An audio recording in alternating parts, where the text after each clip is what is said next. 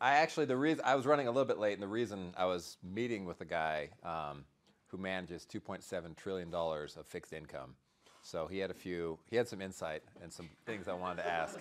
So it was pretty helpful. So yeah, 2.7 trillion is a pretty big number of assets to, yeah. And I mean, it's interesting. We shared a lot of the same concerns and a lot of the same outlook. So, but he definitely had additional insight that I hadn't thought of. So we're going to talk through where we think the world is going. This is the big issue: is mortgage rates. This is I don't know why. This is why I like Googling this. I mean, you Google the average mortgage rate. This is Google. Brady, Intercap. We can beat this, right? By a lot. Yeah. Average 8.5. Yeah. This is the national average. I think most good lenders will be able to beat that by quite a bit.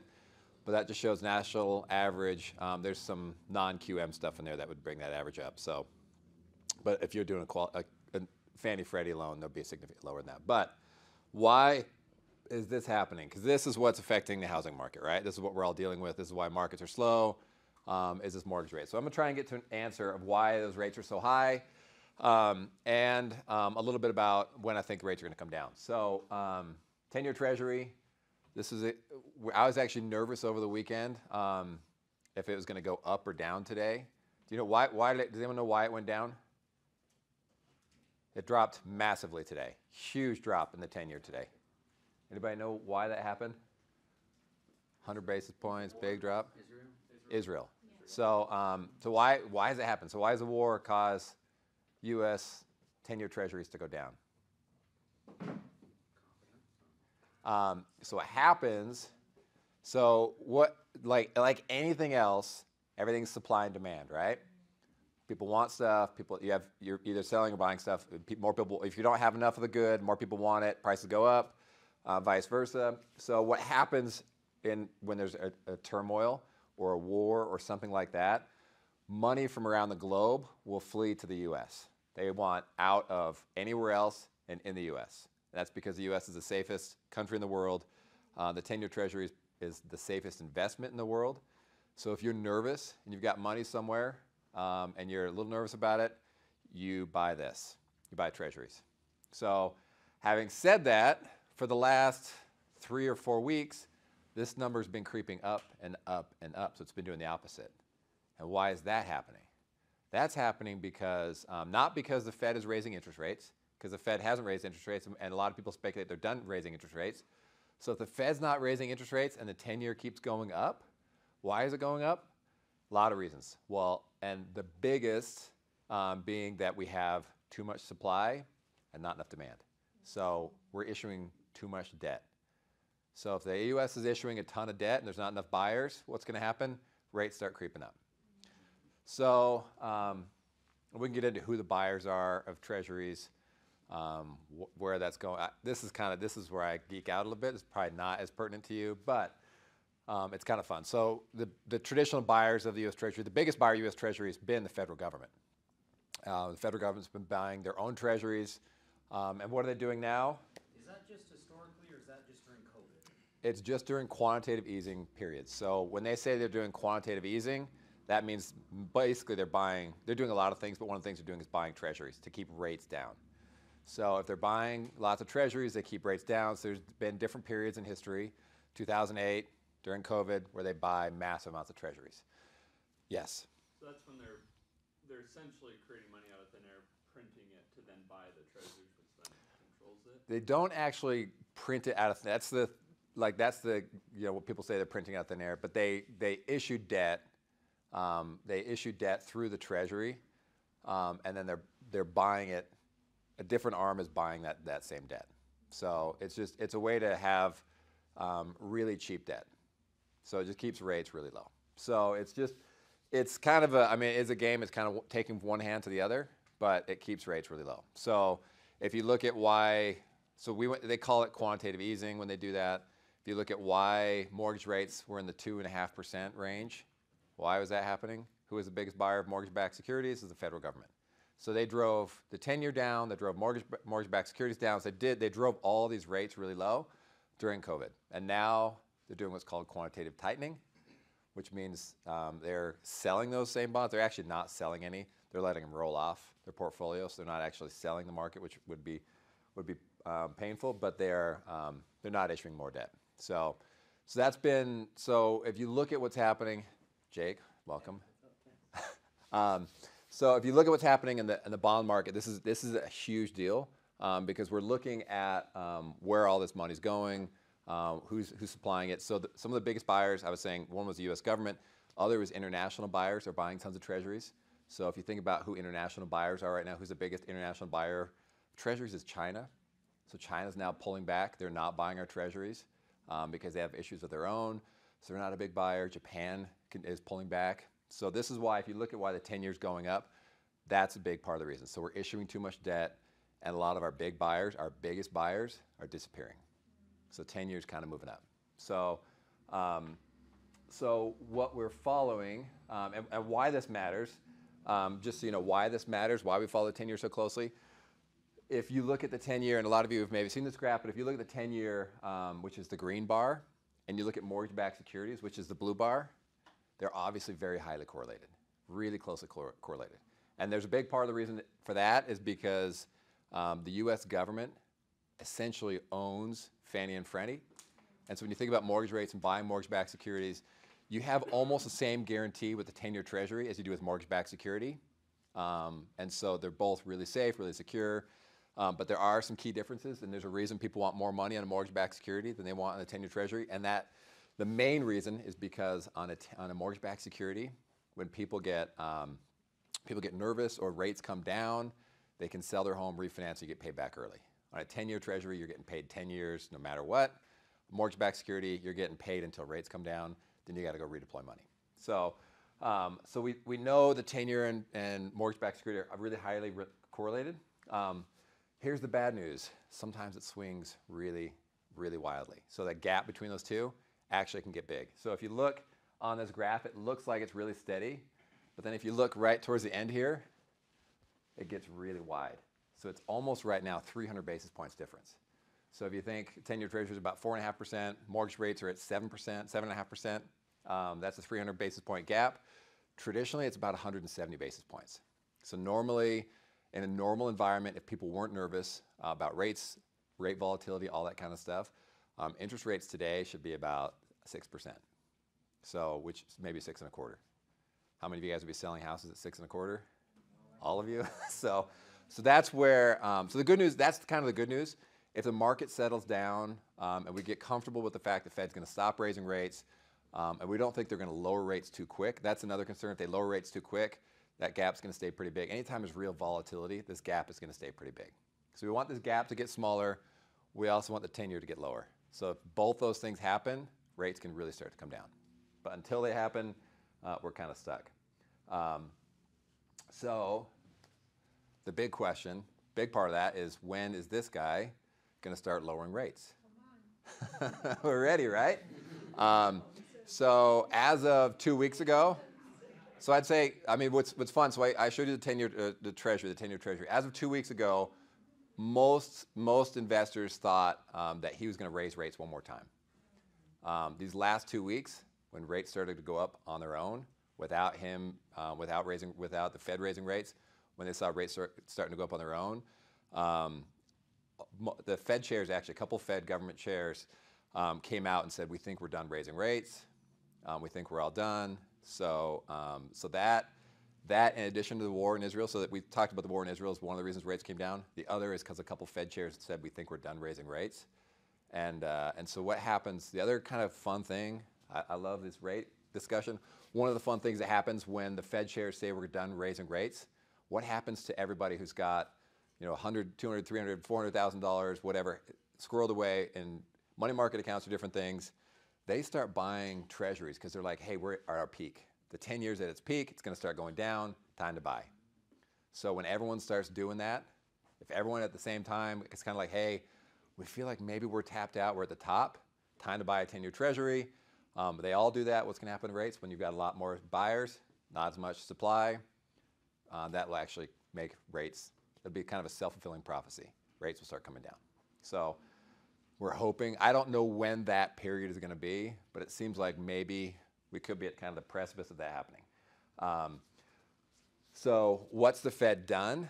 So over the last year, we can see the Fed's raised interest rates higher and at a faster rate than they've ever done in history. What's interesting about this is a guaranteed 3-quarter recession. You have when rates go up like that in 3 quarters, you have a recession. Well, what's happened now? No recession, right? So that's the big question. So why have we not had a recession? Why did they raise them so fast? All these kind of things. So this is a really important discussion, really important to understand. Why did we not go into, because almost everybody predicted by now we'd be in a recession, and we're not. So this is the reason. People are spending money. So the biggest driver of the U.S. economy, the biggest driver is consumer spending. So consumers are spending a lot of money, and they haven't slowed down, and the Fed rate increases haven't slowed them down. In fact, they're above the trend line. They're spending more than they did historically. So what happens when you keep spending money? Economy still booms. We don't go into a recession if people are still spending money. Parking lot barometer. This is it. This is if you go into Lululemon and see how long the line is for Brady. I know you shop there. Yes. Is it because all the people that pulled money out of their house to then have money to... Okay, so that's actually, I rarely hear someone figure that out. But yes, that's a big part of it. Everyone that refinanced, that was at a 5% mortgage, refinanced at a 2.5% mortgage, they've got a couple $100 extra in their pocket every month. Credit card debt is actually up. People are spending on their credit cards. There were huge government stimulus packages that put a lot of money in the economy. So those 3 things were big contributors. The other one that's probably the biggest is people feel really safe in their jobs. Really, really safe. Wages are going up. They feel safe. The odds of them getting fired is really low because companies are trying to hire. They don't have enough employees. Even if you do get fired, you can find another job in 5 minutes because job openings are massive. So that's one of the biggest drivers. That's why people do this. When you feel really safe, you're okay to run up your credit card bill. I know I can pay it off. My job's secure. When you get nervous about your job, this whole thing falls apart. So when you think about, that's kind of one of the big things I want in the back of your head is thinking about jobs, because jobs is the biggest driver of what we're going to deal with right here. So in terms of when Chairman Powell is going to actually start lowering rates, this is what the market says. This is the market's prediction. So what's actually interesting is you can see the difference. This is taken on 2 days, 3 days apart. So 2 separate days, 3 days apart. One was October 6th. The other was yesterday, October 9th. And when the market predicts, the Fed will either go up or go down. So 3 days ago, there was let's say about a 25% chance the market thought there'd be a rate increase this quarter or through the end of the year. As of now, it's more like a 8 or 9% chance. So significantly lower. And that happened because rates have been moving up on their own, kind of a little out of control. And that made everyone really nervous. The good news is, this is kind of saying the market's saying there's a very high likelihood that this spring, March, April, May, that the Fed actually starts lowering a quarter point. So that's what the market predicts. The market, as you can see, the market 3 days apart moves wildly. So you can imagine looking at this in a month or 2 months or 3 months, it'll look very different than this. The market is not good at predicting long term. It's good at predicting the next month or two. So it's really good at those first 2 months. It's not really good after that. But as of right now, the market's kind of predicting it's April, May, when the Fed starts lowering rates. Yes? Do they do these the predictions once in a while to try to control the market too? So they strategically place out predictions for people that take action independently? I'm sure they do. I'm sure they do. This one is more of a survey that they're looking at and surveying different investors and different things. But I'm sure people manipulate the way they answer a lot of surveys to impact where they want the market to go. Yes? The next year election, how much is the Fed going to have on the interest rate? Next year's election? So that's a loaded question. Start with that. But theoretically, the Fed chair is appointed by the president, but doesn't answer to him. So he's not supposed to communicate or have any policies that are directly responsible for what the president wants. Having said that, I think there's a lot of backdoor communication. There's a lot of things that the Fed is doing that the president wants them to do. So I think it'll have a big impact running up to the election. And so we'll see. President Biden really wants to get reelected. The number one indicator if he will be reelected is the state of the economy. So if the economy is booming, people still have jobs, and rates are down, he is much more likely to get elected than if we have high unemployment, high rates, and a recession. So they are trying to balance this really delicately so we don't hit a recession, that the economy continues to roll, and we don't hit high unemployment. I don't think they will be successful. I think one of those three will break, possibly two, and maybe all three. So we'll see how it plays. But if we have a new president from a different party, it's up to them to appoint a new Fed chair. They may or may not do that. So, but it would have an impact on who they nominate. I do think Chairman Powell, I think he's very smart. I think he was 9 months late on raising interest rates, and I think he's about 4 months late on lowering interest rates. I think right now he needs to be lowering interest rates and lowering them fast, not because I want better mortgage rates. In fact, the mortgage rate I think is relatively healthy right now. It's slowing the market down. We don't have enough supply. It's kind of okay. Housing is surviving. But the unemployment numbers, I think, are about to get nasty. So The employment numbers that are coming out, because when you deep dive into those, the jobs being created aren't like real jobs. well, they're real jobs, Brady. They are, but for people that maybe aren't real adults. Yeah. It's like coloring. What do you mean? They like hire people to color? So, yeah, I'm going to get into that. So that's good. We'll get into jobs. But first, before I do that, let's talk inflation. The reason we're all having this discussion in the first place is inflation. The reason we had inflation is obvious. We shut down the world for a year. We shut everything down. We had no supply. We pumped $5 trillion extra dollars in the economy that we don't normally put in. So the government spent $5 trillion they don't normally spend in deficit spending. And they spent that money, pushed it in at a time when when the factories were all shut. When you do that, you're going to get inflation. It was 100% guaranteed going to happen. The interesting thing is inflation is really starting to come down. All signs are pointing towards inflation coming down, especially if you strip out oil, vehicles, and rent. If you strip those three out, inflation's pretty low. Rent I strip out because rent lags. It takes like months and months for the actual rent numbers to catch up to where they are. It's a lag indicator. So, and vehicles and gasoline are just volatile. We'll see what's happening. If gasoline went up 4%, or oil went up 4% overnight because Hamas attacked Israel, and there's just uncertainty there. So those are more volatile. So if you strip out, here's data stripping out housing, and you can see inflation is sub 2%. So inflation, I think we've gotten under control. I think it's on the right track, and we're headed the right way. Unemployment, however, is not really in a healthy spot as of right now. So unemployment's really, really low. And this is where Chairman Powell is saying unemployment's still too low. We got to keep rates high until we can get higher unemployment. So he wants higher unemployment. Why do you want higher unemployment? Yes. I was just going to ask that. What's the reason behind wanting higher? You would think lower unemployment's good, right? Yes. So if we go back to consumer spending, why are consumers spending so much money? Because they feel really safe. Having said that, what is this saying? This is where I'm disagreeing with Chairman Powell. Inflation is under control. Like we're kind of getting that. It's getting better and better and better.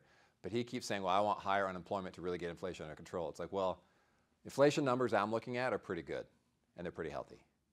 So, but he's keeping them high, I think, too long. I think this is the point where you start lowering them. I'll show you another graph that makes me really nervous, and that is... Nothing has legitimized that 2% target, right? The 2% is kind of, man, I thought I had this graph closer. There, this is the one I wanted. Yeah, the 2% number is just, they feel like it's a healthy rate. And I mean, I think they kind of, I don't know exactly where they came up with that data, but they feel like 2% is good. We're at 2.8%. I'm not really sure the difference between 2 and 3%. If I look on a pie graph, they look exactly the same to me. But he wants it at 2%. So here's the issue. And this is what I think is kind of one of the most important things. I got this morning. I was looking at it, and it blew my mind. So this is looking at evolution of initial unemployment claims after the yield curve inversion. This is basically when the 2% gets higher than the 5%. Anyway, basically when the Fed starts raising rates. And this is looking at when does unemployment hit. It never hits that fast. In fact, it's looking pretty normal right now from historic periods. But when it hits, when unemployment starts to tick up, it hits really hard. So the question is, can we be in a position as a country where we're going to prevent that huge unemployment tick up, or are we about to just get hammered with high unemployment? And once it starts going out of control, there's very little the Fed can do to get it back under control. They will try to lower rates. They will probably do quantitative easing again. So, so those things could help lower rates. So they could actually bring mortgage rates down, not to 2.5%. I don't think they'll be that stupid again. I actually think it was really stupid. I think there's a lot of reasons for that. We're actually seeing some of the reasons right now, right? You lower rates to 2.5%. What happens to the housing market a year later? There's no houses for sale. What happens 10 years later? Still no houses for sale. No one's going to give up that 2.5% mortgage. So I think that was really kind of short-sighted. But the big question is, when are we going to start having massive job losses? It's possible we don't. I mean, it really is possible. This is a soft landing, everything's smooth, and everything's great. We've just never done that before. So that's never happened. But this is a different economy. I will say one of the things that leads you to say that is possible is because you're much less likely to go through recessions if you are a service economy. So the goods economies, the big goods producers like China, where they rely much more on goods and people buying and selling, those are much more volatile than a service economy. And the US is a 70% service economy. So we are much more insulated than other countries potentially. So it is possible that we can avoid the scenario and that rates are going to stay low. But I think, in my opinion, the risk is too high. And I think it's time for the Fed to start lowering rates. But they won't listen to me. Having said that, maybe they'll listen to the last guy I talked to because he has a lot more power than I do, and he's saying the same thing. So a couple other things that are happening. Wages are actually, so this is wage growth. You can see wage growth is coming down. Wage growth is still positive, still at 4%, but wage growth is coming down. So that's some of the positive news. So when those job numbers came out, which I'll show you right here, these job numbers came out. We were anticipating 170,000 jobs added, but we added 336,000. The reason the 10-year didn't go completely crazy and the world fall apart is because they saw wages were coming down. So even though we're hiring a ton of people, the wages weren't out of control. Maybe it's saying inflation's kind of staying in control, so we're not going to have to deal with another rate increase. So the 10-year, even after that big jobs report data, didn't like go crazy. It went up a bit, but it didn't go crazy. Job openings is another good sign. The actual number of job openings is coming down. It's still much higher than the number of unemployed people we have, but the trend is really good. So job opening trend is coming down, which is a really positive sign. So here's some more bad news. So I'm giving you guys everything, a little good, a little bad. So we talked a lot about the 10-year and supply and demand. One of the things that's interesting is federal debt held by the public. So this is how much debt the government is issuing. We're at that dotted line right there. You can see kind of going back to World War II, the last time we hit levels about like this. And unlike World War II, when we were in a war and trying to stop Hitler, right now we really have no major economic issues. We have spent this because our politicians like spending money and it gets them reelected. And the plan is that we're going to keep going up. We're going to go up and test the limits of how much you can borrow until people at some point will lose their faith in the full credit of the U.S. government, because that's the path we're headed on, unless we have major. So this is kind of baked in. So this is not like assuming the government's going to keep spending and borrowing more money. This is looking at Social Security, Medicare, and Medicaid and their current growth rates, and just keeping everything growing at the rate it's growing. This is what it looks like. So does Yes. this just pushes property values through the roof? Property values depends. It depends on a lot of things. So let me ask, I mean, a couple theories. One, it could. Other way, it couldn't. I mean, so there's a couple solutions, and there's a couple ways for the government to get out of this. One way would be to inflate the dollar massively and basically eliminate the value of the dollar. Just say, the dollar is not worth anything. We're going to eliminate it because we can't ever pay back this debt. At which point, property values, I think, are good. Like, you want assets. Cash is not very worth a lot. Assets are worth a lot. Property values would go up. Counter to that is if the Fed is issuing debt and this is not, we have time on this. This is not an immediate emergency. I will say that. This is not happening next year. This is not happening. This is like, this is 10, 15, 20 years when we start to really have major issues. But one of the issues with this is the way that the federal government runs the books is they keep issuing debt. And if you keep issuing debt and you have more supply and less demand, then the rates are going to go up. And you can imagine what would happen if interest rates were at 10 or 15%. What happens to property values? It would be really hard. So I think, hopefully, we have some good leadership that's not running for president this go around, but maybe 4 years. Trump and Biden won't fix this, neither one. In fact, both of them will make it worse, significantly worse, both. There are some others that are running in both parties that would start to address this. The hard thing is addressing, I'm off topic a little bit, but addressing entitlement reform, Social Security, Medicare, and Medicaid, you have to do with both parties at the same time. If one party says they're going to address it, the Democrats say we're going to deal with this, Republicans will wipe them out in the next election. None of them will get reelected. The Republicans say it, same thing. So Democrats, Republicans have to say it at the same time, say we're in this together, we're going to fix this together, we're all going to take the heat. If they do that, we can fix it. And the fixes are not huge. The fixes are minor. Fixes affect people in this room and younger. So some maybe are a little old in this room, but it'll affect kind of 45, 50 and under. No one in their kind of 55, 60s, 70s would be affected by any changes, but all of us in the room who are younger are not going to be able to receive the benefits we're putting into it right now and sustain the government. And no one's telling the truth on that. So here's interest payments. This is just showing interest payments right now. So not only are we spending more money, when you can borrow at 2.5%, when the government can borrow at 2.5%, it actually makes it pretty easy to spend a lot. When now they're borrowing at 4.5%, 5%, interest rates, the amount they're paying in interest is getting massive. So they're actually spending more on interest this year than they will on the entire military defense budget. So this is a graph showing that same thing. So you can see net interest, where it's going. We're going to start spending a lot of money. Okay, but that is long term. That's really long term. Short term, I think, is looking significantly better. So in the short run, I think rates come down. I think they come down June, July, August, September, somewhere in that time frame. I think they start coming down. I think once they stabilize, we'll see the gap between the 10-year and mortgage-backed security narrow, and we'll see the 10-year actually come down. So I think we'll see rates significantly improved in the 6s, mid-6s, maybe even better by next year. So that should help, I hope. So let's talk housing. Housing real quick. Inventories are actually ticking up a little bit. Why are inventories ticking up? Because wages are so, or rates are so high. Rates are just so high, it's panicking everyone. So it's not like there's not a whole glut of people all of a sudden selling their houses. Just the houses that are on the market are sitting a little longer because it's not because people can't qualify. In fact, we're qualifying most people, and Brady, you're seeing this, we're qualifying most people that apply. And where it's like, hey, yeah, you qualify for this price. And then when do they get cold feet? When do their stomach churn? When they see the payment number, right?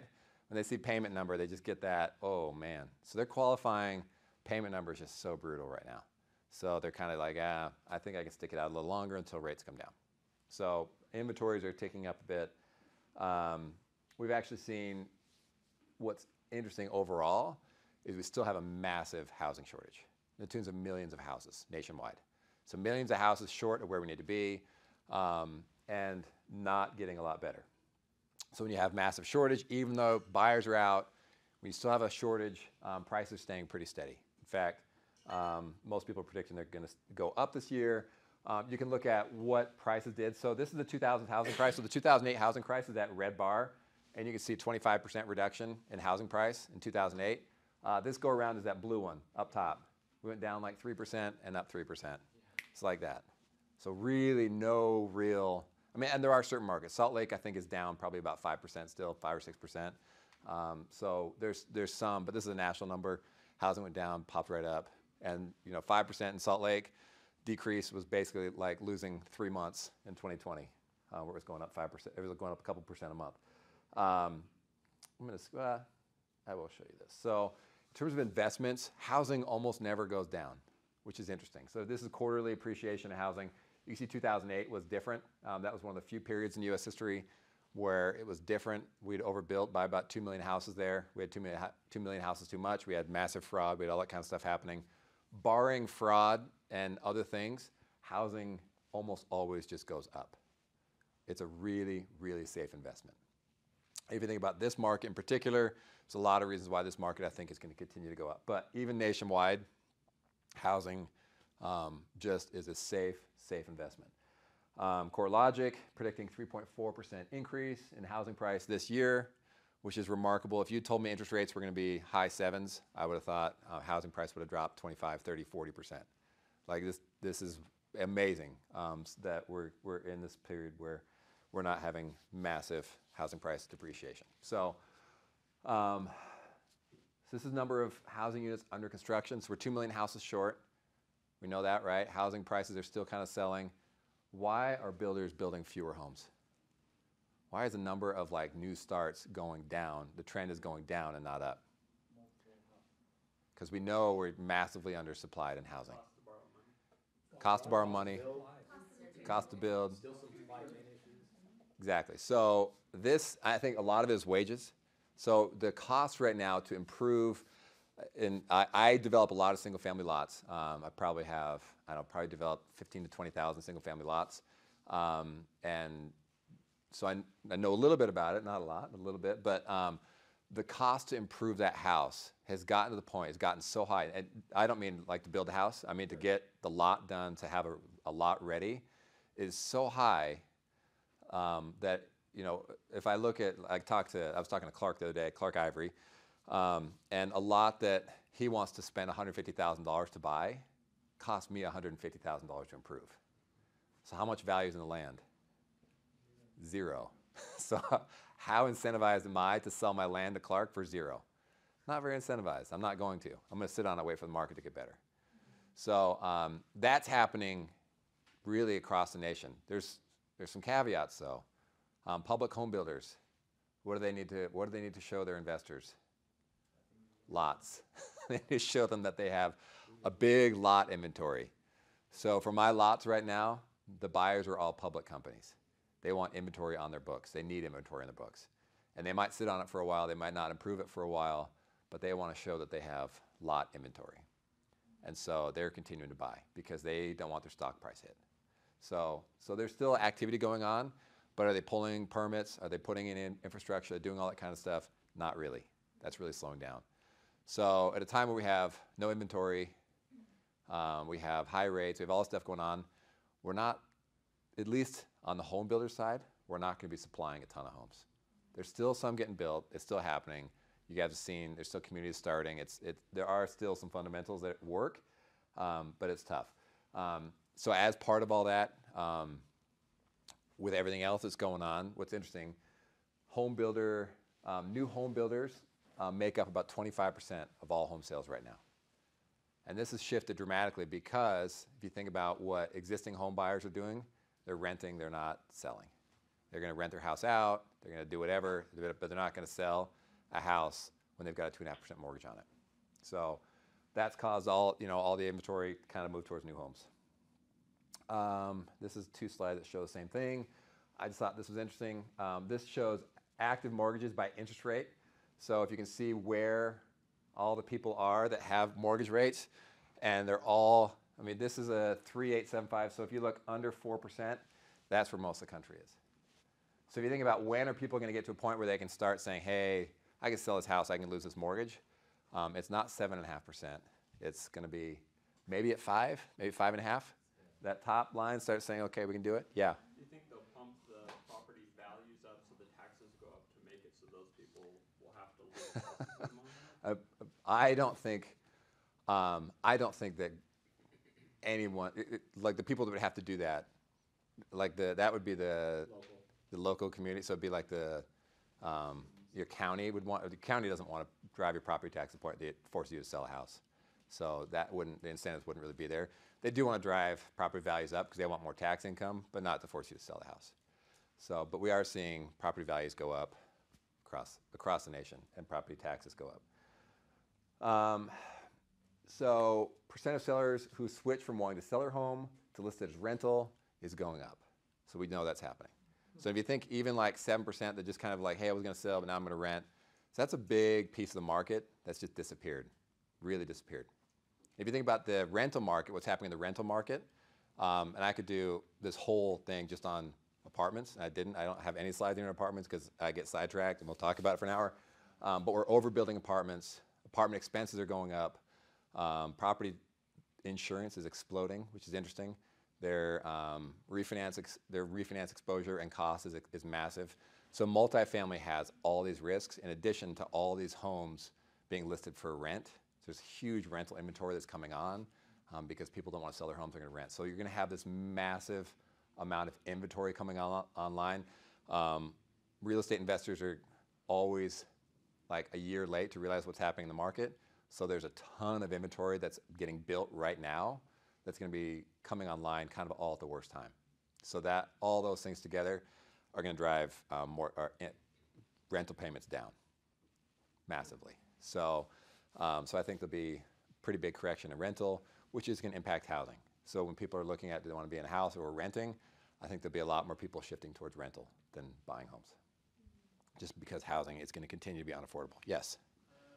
Last meeting about like a year ago, you said we are short 1.8 million houses. Huh? Where are we at? I don't have the latest update on what that is, but it's still around 2 million. So I think it's right about the same number. We're not making any improvements on that. We're just not building enough housing. And we have a lot of people moving in the country. Our population growth is relatively stagnant, natural population growth, but we still have a lot of immigrants moving in the country, legal and illegal, who are eating up a lot of the housing supply. So I'm just going to skip this slide. Let me skip this one too. Okay, so there's 3 ways to return to pre-pandemic affordability. You guys ready? So there's 3 things we have to do. Okay, 1, incomes increased by 69%. That would do it. So it's either any one of these would do it, not all 3 together. Any one of these would do it, not all together. So if our incomes increase 70%, that will put us back to pre-pandemic affordability. So this is not going to happen, right? Home prices fall by 41%. Not going to happen. Not going to happen. Mortgage rates go to 2.96. Maybe the most likely, but not going to happen either. So the reality is when people want to get back and turn back time and are waiting for more affordable housing, it's not going to happen. We're in an entirely different world. Things are different. You have to reset the clock. And we're not going to be able to turn back and say, hey, we want to go back to where we were in 2020 and do anything like that. We just have to accept that life has changed. Housing has gotten more expensive. The American dream is less attainable than it was 2 or 3 years ago. A large part of that's because of government policies. So the government drove rates so low, they put housing prices up. So in the short run, it was really effective, pumped a ton of money in the economy, cash out, refinance, all that stuff, just pumped a ton of money. But in the long run, really permanently hurt the affordable housing issues we have. So this is actually kind of interesting. So just putting kind of a point on that. If you're looking at average 20% down, medium price home, 2 years ago it was $977 a month. That same home, everything else the same, is now $2,300. So this is why we are just in an unaffordable. I'm going to skip that slide too. Okay, why Utah? So I want to focus. So these were almost all national numbers. I want to talk about Utah housing and why I think we are in a really, really good position here. Population growth. You don't want to be selling homes in a state that's losing population. It makes it really hard because it's hard to justify why prices are going to keep going up when theoretically there should be more and more houses on the market that sit forever. So you don't want to be in a yellow or orange state. You want to be in Utah, Idaho, or Montana, Texas. These are states that are growing really, really fast. In fact, even if you look and zoom in, it's actually kind of fun. Well, I won't spend a lot of time on this, but you can zoom in and see what exact counties are growing and shrinking. And you can say, like, California looked bad, but California is actually a really good state for growth, except for the northern part. So, like Southern California would be really good. Unemployment rates, Utah versus the U.S., 2.4%, 3.5%. Now, I talked about why low unemployment is actually kind of unhealthy for the economy. That's a national issue. Low unemployment for a state is really different. When you have low unemployment for a country, it's not like you can have a huge influx of people come in. We try not to have a huge influx of people come in. But when it's a state, when a state has low unemployment, what happens? People move there. People move. So low unemployment for state, it's still unhealthy in the short run because it's just hard to grow a job. It's hard to grow a business. It's hard to hire enough people, all that kind of stuff. But it's really easy to say, well, I'm not going to recruit from Utah. I'm going to recruit from California or Oregon or wherever. I'm going to recruit from these states and fulfill these jobs. So low unemployment for a state is actually good news.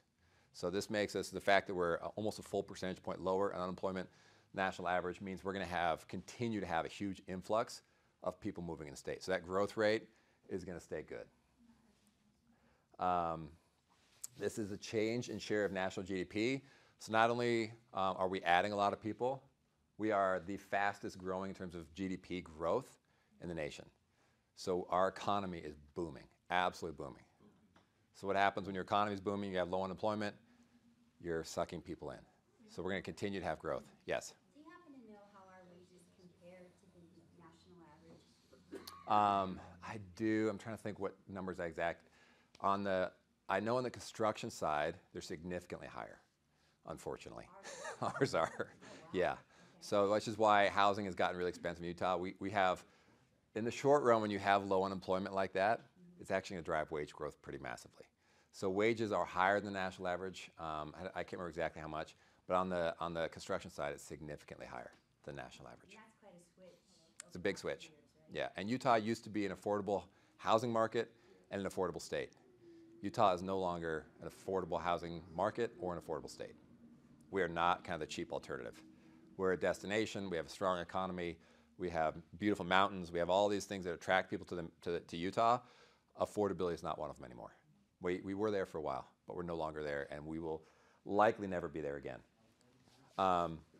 So unemployment, this is showing the same numbers, sorry. Annualized new home starts in Utah. This is from 2022 to 2023, down 40%. So Utah we're attracting tons of people. Everyone wants to be here. Low unemployment, massive GDP growth, and not building enough housing. That pushes the values way up. There you go. Yes, that should push values way up. So this is again showing the same thing. Number of dwelling permits per year, how many they're pulling. So in 2020 and 2021, around 30 to 40,000, and then projected for 2023 and 2024, 20,000. So we're pulling fewer and fewer permits. And it's, again, it's not just cost. Cost is a big, big part of it. So this is builders not being able to afford it. It's also land availability, which I'm going to get to right here. So Utah, as we know, you guys may have seen this graph before, we're the size of West Virginia. If you take out all the public land, we're a really small state. So land availability, water availability, traffic control, all those things are making it really hard to develop and grow in the state. City councils that were once very pro-growth, build whatever you want, wherever you want, as much density as you want, have now switched, and almost all of them are now anti-growth or controlled growth. We want affordable housing, but we want you to do it somehow magically without density. So this is going to be a real issue moving forward. Utah is not going to be able to build a lot of affordable housing. We're not going to be able to build a lot of housing at all. So if you combine all these factors in this state, so lack of availability, massive population growth, economic growth, combine that with, we think rates are coming down in the next year or two, hopefully in the next year, what's going to happen to housing prices in Utah? Absolute explosion. So for everyone who's waiting on the sidelines to try and buy a house, to say, hey, I want prices to come down a little more, we see prices are actually going up. Or different things. It's like that doesn't make sense. And if what you're waiting for is mortgage rates to come down, Brady, why is that stupid? Because you're just going to spend more. Yeah. So the Acquisition price is everything. So acquisition price is everything. So let's think about that. So if you are even $1,000 a month more right now in payment, let's say you're $1,000 a month more in payment, and so you're waiting for price to come down, all that kind of stuff, but you can get $25,000 off your house. The math is pretty easy, right? 2 years. If rates come down in 2 years, you're way ahead. And probably that house went up in value $25,000. So it's like you're getting it on both sides. So the idea is you don't want to be waiting till everyone's buying to get into the housing market. You want to be doing it when everyone's like, I don't know, everyone's nervous. That's when you go and buy a house and take the bad payment or do a 2-1 buy down or do something like that. Yes? I was just going to ask about land. So you're talking about how like land right now, the acquisition, or it's just like zero. Yeah. So have you seen investors come into Utah who just want to buy land and hold it for 10 years? Yeah, and where land, are they doing that? what's that, why? Like where? Like, Oh, where? have you seen those specific? Heber? Yeah, Heber's one. Yeah. Tooele County. So I'm not gonna lie, I bought a few thousand acres in Tooele. Yeah. So in Tooele County, Eagle Mountain is still kind of a hot market. South Utah County, where Nephi? Yeah. You've seen all that. Nephi, Santaquin. It's yes. Can you, like, for new home sales, for new home construction, is it 4-bed, 2-bath, is it 6-bed, 3-bath? Like, what sells?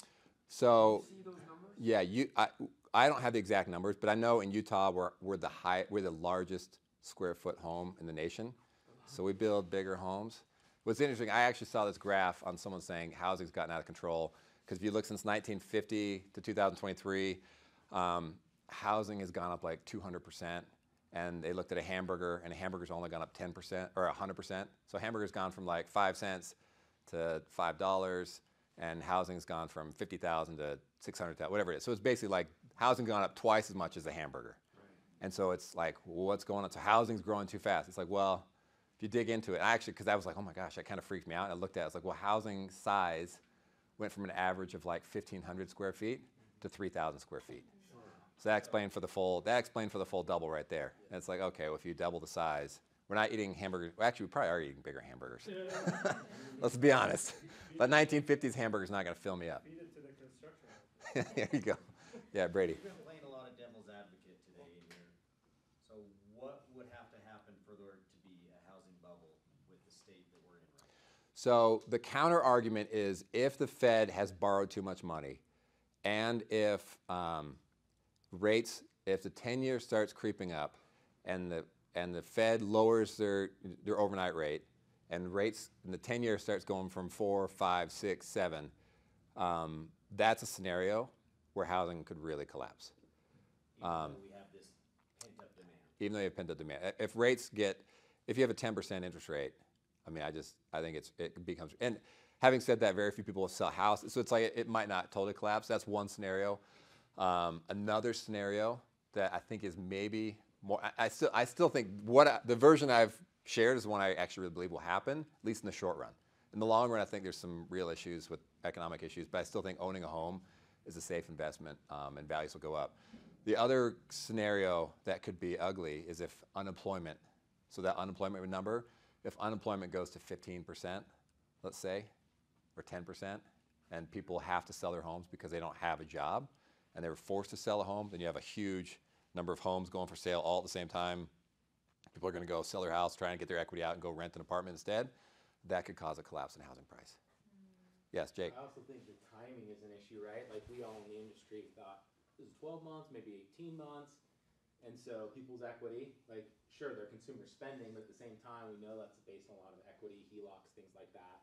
Those are 8.5%, 9% right now.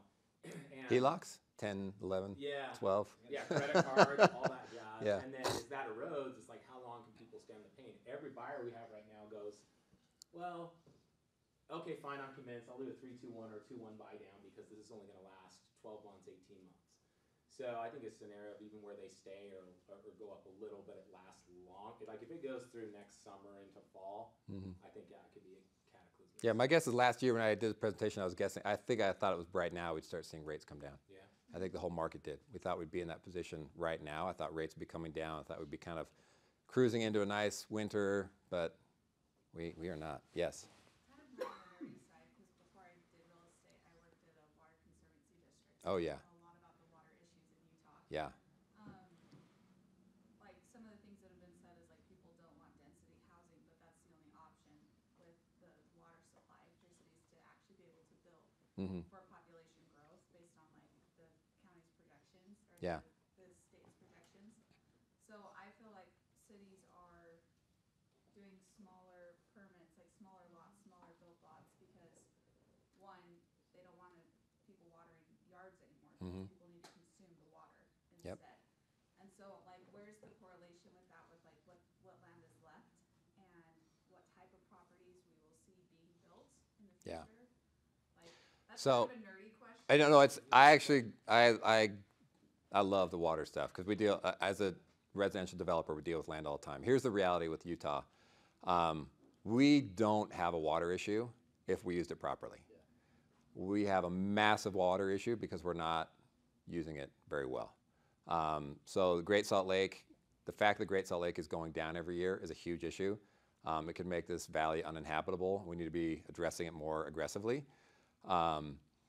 Residential and commercial use, like so everything we're kind of using in these valleys accounts for about 10% of the lake water usage.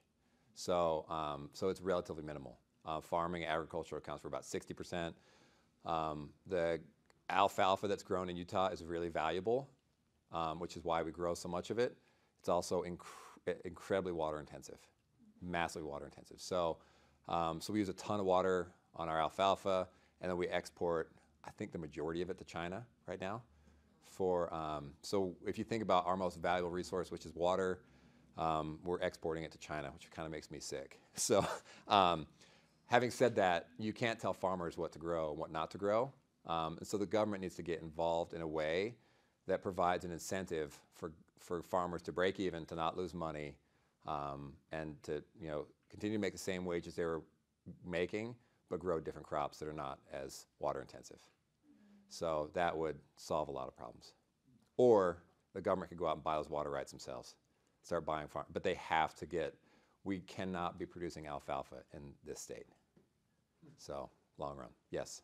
Last year when we talked, I think Texas also has the same issue. Mm-hmm. But it seems like these are two really demanded destinations for people moving out of California and stuff. Arizona's worse than us. So Arizona, the West and water is going to be. I mean, you look obviously the Colorado. We're all paying attention to what's happening in the Colorado River. California has the oldest rights. They're going to get it. Arizona's got younger rights. They're going to lose it. Becomes a real issue. But people are still farming in Arizona. They're still growing alfalfa in Arizona and Utah. And we just have to get to a point where we recognize that's not sustainable. And having said that, you can't destroy farmers' lives who've built their livelihood around it. So you need to be careful and do it in a way that's it's equity neutral. It's income neutral for farmers. But there's ways to do it. The spigot has more rights than those at the. It depends who bought it first. Not the fact that they're at the end. But they bought them first. So They put their stick in the ground first. Yeah. So when all the states, I mean, this is off topic a little bit, but it's interesting. When all the states, Arizona and Colorado and Utah, are all coming together, New Mexico, and saying, "Oh, here's what we want to do. Everyone give up 25%, and we're good." And California's saying, "Well, the way the law works, you guys lose all your water, and we keep 100%. So why am I going to give up 25% like you guys?" So California actually they have all the control. Now, I think, having said that, they're willing to play ball, but they're not going to say we're going to treat it the same as Arizona, because Arizona, you've got worse water rights than we do. I think recently they signed an agreement, except California didn't want to sign that agreement. That's what happened. Is that they were all supposed to cut 25%, and California's like, no thanks.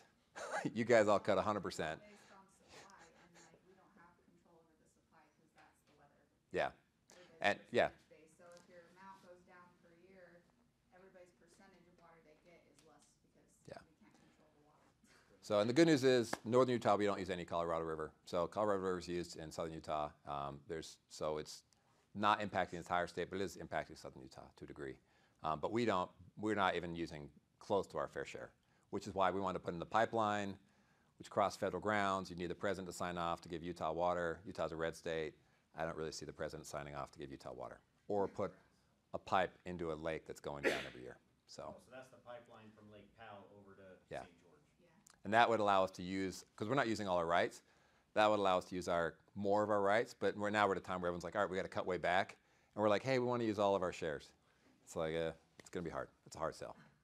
So we got off topic a little bit. I apologize. The water is fascinating. It is really impactful. But with that, I don't know if you guys have any other questions. I would just say I still think it's a phenomenal time to buy housing in this market. There are risks. It's not guaranteed to go up. But if you look historically what housing does, the fact that we have low supply, we have all these things working in our advantage, we will do better than any other state, almost any other state. It's just still a really safe investment. So, but there are, obviously, like everything, there's risks.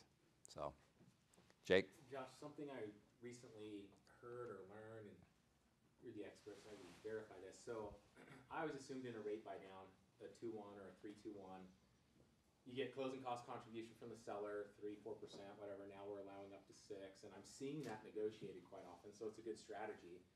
But I just assumed, all right, you do a 3-2-1 buy down, so the first year the rate goes from 7.5 to 4.5. And that's great, and we can sell that to our clients. The seller pays that in the form of closing costs. But I didn't realize that the delta, let's say you're able to refinance in a year, and you got $35,000 contributed from the seller, and you've only used $8,000 to supplement the rate. Mm-hmm. That extra money can go towards a principal buy down when they refinance and or closing costs in the next loan. Right. So our clients are crazy, buyers are crazy not to take advantage of that, whether it's blood in the water and no one else is purchasing and rates are high. I can't believe more consumers don't understand, or even agents that I talk to. Yeah, that and that's an option. so we try and educate people. Where it's their money, why they wouldn't pay a little bit more. Pay to more get their- price. Because they're paying more, but they're getting more back potential. Totally. It's their money. Totally. Yeah. And they can negotiate it right now, where otherwise they're not going to be able to as soon as they. So I'll say we're working with a lot of builders, and builders, there's permanent rate buy downs that give you a 5% mortgage. It costs them a lot of money to get there. And if rates come down, you can't get your money back. The interesting thing about the 3-2-1 or 2-1 buy down that's different is you really do just put that money, so the seller puts money in escrow, and that escrow stays there, and that escrow is what's paying your mortgage payments. So you're still paying a 7% mortgage. The escrow is making up the difference. So escrow is just spitting out an extra few $1,000s to subsidize it for a couple years. And if you refinance, you get all the escrow money back. I mean, you don't get it in cash, but you get to buy down the principal of your house. So it's a really amazing product. The permanent buy down that a lot of builders are doing is really expensive and not necessarily good for the consumer, because it puts a lot, they're usually inflating that price of the house, putting it in and using the discount there, but it's a much sexier sell. And those are selling much faster when people are like, oh, I can have a 5% mortgage. And it's like, well, you don't know what that's costing you. It's costing you a lot to get that. It's costing more than 5%, more than the difference to get that. And in fact, the best deal is either 3-2-1, or the best deal by far is just taking, because there's no fees or anything else, is just taking a lower price in the house and paying the high mortgage. So that turns out to be the best thing, but it's the least sexy. It's the least fun. It's not super enticing, but you just want the lowest price you can get on a house. Bragging to your coworkers that you gotta. You can't tell your coworkers. Yeah, exactly. So, but really good points. Thank you guys. Really appreciate the time with you. Thank you for all.